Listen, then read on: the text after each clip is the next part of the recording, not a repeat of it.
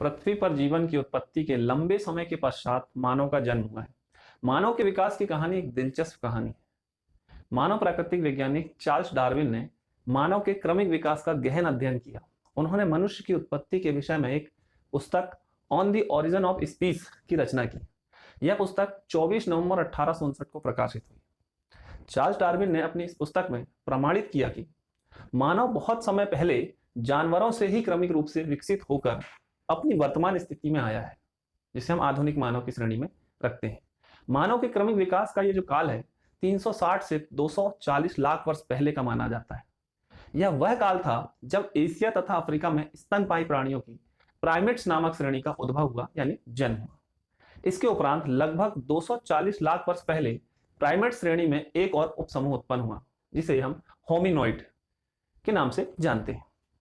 बानर अर्थात बंदर इसी समूह में आते थे। होमिनोइड के उद्भव के बहुत समय बाद लगभग 56 लाख वर्ष पूर्व होमिनिड प्राणी अस्तित्व में आया।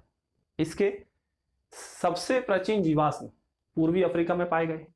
होमिनोइड और होमिनिड के मध्य समानताएं व विषमताएं दोनों ही विद्यमान है।